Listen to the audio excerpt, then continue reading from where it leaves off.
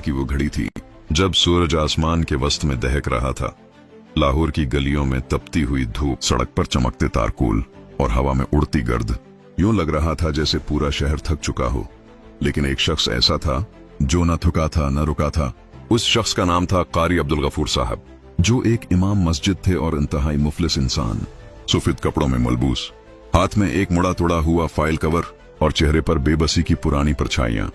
वो पिछले 7 हफ्तों से शहर के एक फलाही दफ्तर के चक्कर काट रहा था।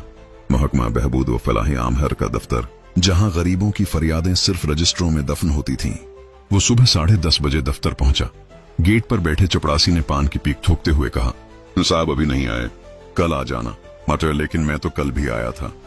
हाफिज साहब ने दिल शिकस्ता होकर जवाब दिया, मैं तो फिर परसों आ जाना। हम भी क्या करें जी, साहब लोग मसरूफ होते हैं। ऐसे ही हर दिन एक नया बहाना। कभी साहब फाइल लेकर मीटिंग में, कभी कल रख छुट्टी पर, और कभी सारिफ का नंबर नहीं आया। मगर कारी साहब की फाइल वहीं की वहीं। और फिर अचानक वो लम्हा आया जिसने सब कुछ बदल दिया। एक रोज अचानक धूल उड़ाती फौजी जीपों की एक कतार दफ्तर के बाहर आ रुकी। लोगों के चेहरों पर हैरत थी। चंद ही लम्हों में दफ्तर के अंदर एक गहरा सुकूत छा गया। दरवाजे से अंदर दाखिल होने वाली शख्सियत किसी तारुफ की महताज नहीं थी। Chief martial administrator general Mohammad Ziaul Haq तशरीफ ला चुके थे। तब सबकी गर्दनें झुक गईं और चेहरों से पसीना बहने लगा। जनरल साहब सीधा अंदर गए, लेकिन उनकी नजर दरवाजे के पास बैठे कारी अब्दुल गफूर साहब पर पड़ी। वो वहीं झुकी कमर के साथ खामोश अपनी फाइल थामे बैठे थे। जनरल साहिब ने उनको गौर से देखा, फिर खुद उनके पास आए। बाबा जी, आप कब से बैठे हैं यहाँ? कारी साहब ने नजरें उठाई। उनके लब थरथराए, आवाज में थिकन थी। पुत्र जी, 7 हफ्ते हो गए। अल्लाह के नाम पर फरियाद लेकर आया हूँ। जनरल जियाउल हक शहीद ने फाइल अपने हाथ में ली, उसे खोलकर उसकी तफसील पढ़ी, फिर सामने खड़े दफ्तर के अमला से मुखातिब हुए। इस फाइल का फैसला क्यों नहीं हुआ 7 हफ्ते से? अफसर पसीने में शराबोर कपकपाती आवाज में बोला, जनाब वो हमने चेक किया था, मगर क्या? जनरल की आवाज में बर्फ थी। बस जरा ताखीर हो गई। जनरल जियाउल हक शहीद ने सख्त लहजे में कहा, लोगों की उम्मीदें तुम्हारे मेज पर सड़ रही हैं। ये दफ्तर है या मायूसी का कब्रिस्तान? ये दफ्तर आवाम की खिदमत के लिए है या उनकी तजलील के लिए? तुम लोग किसी के दिन नहीं, जिंदगियां खराब करते हो। कारी साहब पिछले 7 हफ्तों से चुकर काट रहे हैं। उन्हें बेटी के इलाज के लिए माली इमदाद की जरूरत है। Chief martial administrator general Mohammad Ziaul Haq शहीद ने अपनी कलम निकाली और फाइल पर दस्तखत कर दिए। बूढ़ा शख्स कुछ कह न सका, बस आंखों से 2 कतरे फिसलकर फाइल पर गिर पड़े। दफ्तर के मुलाजमीन दम साधे खड़े थे और फिर जनरल ने वो जुमला कहा जो कई साल बाद भी लाहौर के उस दफ्तर की दीवारों में गूंजता रहा, जब अफसर ही मुर्दा जमीर हो जाएं तो दुश्मन को जंग की जहमत नहीं करना पड़ती। फिर उन्होंने सीधा हुक्म सादिर फरमाया, इस दफ्तर के तमाम अमले को फौरी तौर पर मुअत्तल किया जाता है। अभी इसी वक्त इंक्वायरी होगी और हर शख्स जवाबदेह होगा।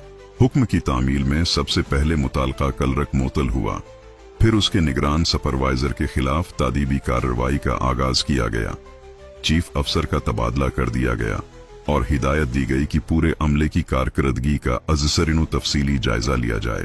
उसी शाम दफ्तर के दरवाजे पर एक नया बोर्ड लगा दिया गया, यहाँ आने वाला हर शख्स इज्जतदार है, उसका वक्त, उसकी फरियाद और उसकी उम्मीद कीमती है। और कारी अब्दुल गफूर साहब, उनकी बेटी के इलाज का बंदोबस्त वहीं से किया गया। कहते हैं कि बड़े फैसले सिर्फ कलम से नहीं, नीयत, दर्द और जमीर से होते हैं। जनरल मोहम्मद जियाउल हक शहीद की ये एक कार्रवाई महज एक दफ्तर में छापा नहीं थी, ये एक पैगाम था, एक सदा थी कि अगर हुक्मरान खुद इंसाफ के दरवाजे पर दस्तक दे तो इंसाफ कभी दरवाजा बंद नहीं करता। कारी साहब जैसे हजारों चेहरे जिन्हें निजाम ने बेयारो मददगार छोड़ दिया था, उस दिन पहली बार सुकून की नींद सोए थे कि उनकी फरियाद किसी फाइल में दफन नहीं हुई, बल्कि इक्तदार की मेज से होती हुई जमीर की अदालत में सुनी गई। ये कहानी सिर्फ माजी का एक वाकया नहीं, ये सबक है, याद दहानी है और शायद वो आईना भी जिसमें आज का निजाम अपना चेहरा देखने से कुतरा रहा है।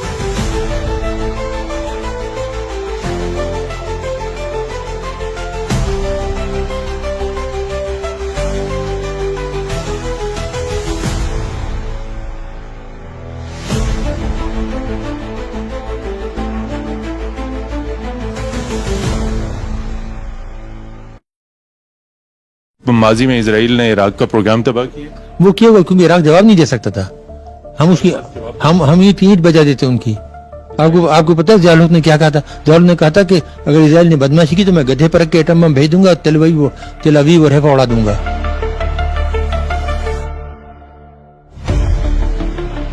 یہ 1977 کا سال تھا. پاکستان میں مارشل لا نافذ ہو چکا تھا، مگر ایک مرد مومن صدر ضیاء الحق شہید نے اقتدار سنبھالتے ہی ایک ایسے منصوبے کو قومی سلامتی کی اعلیٰ ترجیح بنا دیا جو برسوں بعد دنیا کے نقشے پر پاکستان کا وقار بلند کرنے والا تھا. کہوٹہ ایٹمی ریسرچ لیبارٹری. اس تنصیب کی بنیاد ڈاکٹر عبدالقدیر خان کے مشورے اور قیادت میں رکھی گئی. کہوٹہ ایک حساس اور مکمل خفیہ منصوبہ تھا. اس کی سیکیورٹی فول پروف بنائی گئی. خفیہ ایجنسیوں نے داخلی و خارجی نگرانی کے لیے اسپیشل یونٹ تعینات کیے. تمام نقل و حرکت کو محدود کر دیا گیا اور یہاں کام کرنے والوں کی جانچ پڑتال کئی مراحل سے گزرتی تھی. اسی دوران جب پاکستان نے فرانس سے ایٹمی ری پروسیسنگ پلانٹ خریدنے کی کوشش کی تو شدید عالمی دباؤ، بالخصوص امریکہ کے دباؤ